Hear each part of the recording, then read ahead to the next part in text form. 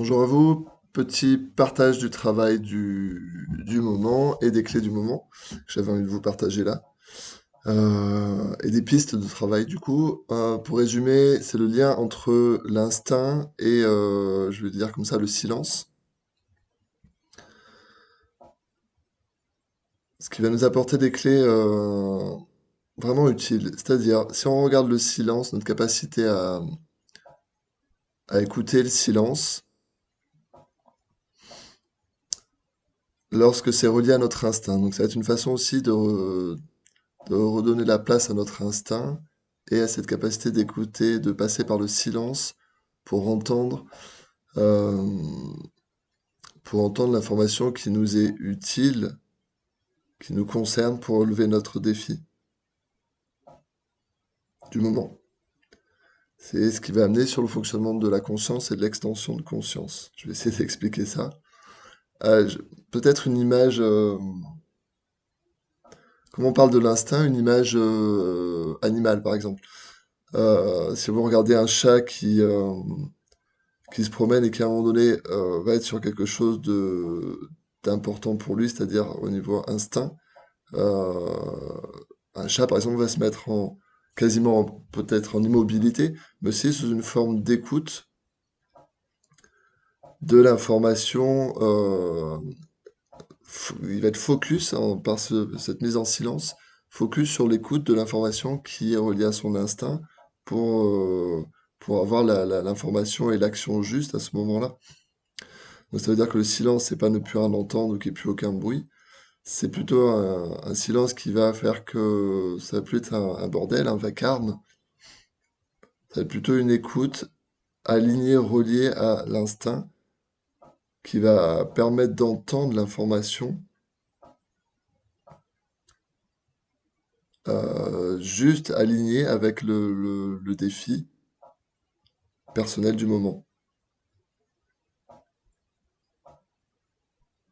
C'est ça que je voulais partager. C'est vraiment une piste de travail pour à la fois remettre comme on a besoin d'écouter son instinct et de le mettre en action pour faire nos choix, pour s'aligner avec soi et puis pour évoluer. Et ce lien avec le silence. Donc le silence n'est pas forcément que en se mettant en méditation, en se mettant immobile. L'idée, ça va être plutôt d'installer ça dans le quotidien. Et en continuant son quotidien classiquement, ben, de laisser de la place, parce que quand on écoute ce silence, en fait, on laisse de l'espace-temps. Donc il y a tout ce même bordel, ce même vacarme, mais dans un espace-temps qui permet d'entendre, d'écouter et d'entendre l'information qui est la nôtre, qui est utile, reliée à notre instinct, donc à notre évolution instinctive, parce que ça va être instinctif en fait normalement, le fait d'avancer pas à pas sur notre voie, sur notre cheminement. Donc dans le quotidien, en faisant tout ce qu'on fait naturellement, tous les jours, de se mettre en écoute, en silence, qui permet d'entendre, vraiment j'insiste là-dessus, sur l'information qui va être alignée et reliée à l'instinct.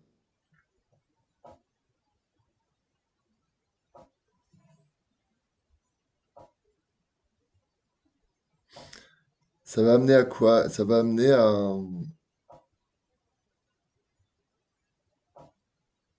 tout en continuant, en étant en action, en mouvement dans son quotidien, ça va amener tout simplement à entendre, connecter une ressource, une information et la ressource psychique qui va avec.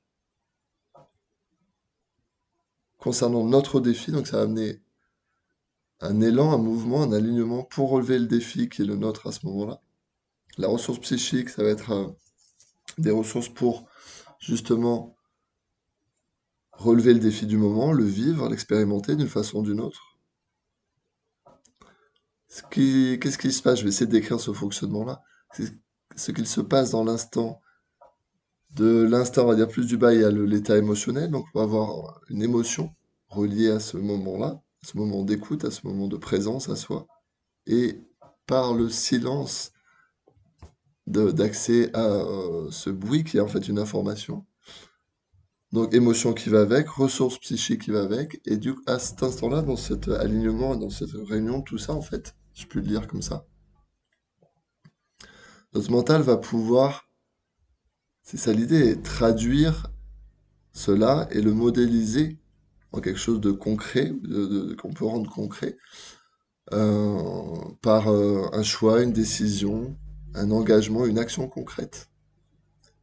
Donc lorsque le mental il va être justement en état plutôt réceptif de ce moment-là, il va reprendre son rôle, qui n'est pas de projeter, de créer, de contrôler, mais de modéliser, de traduire cet état de présence, cette extension de conscience, et qui va apporter un potentiel choix, action, engagement, pour se mettre en mouvement et cheminer, avancer sur sa propre réalisation personnelle.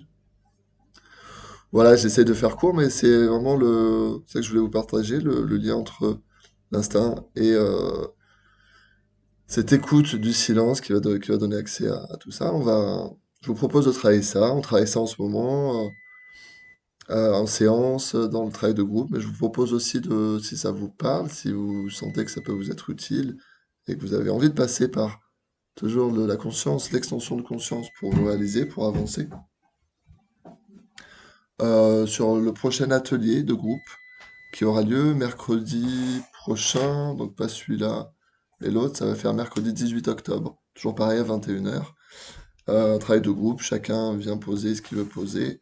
On passe à travers les défis, les questions de chacun ou de ceux qui veulent les poser. On travaille pour chaque personne et pour tout le groupe.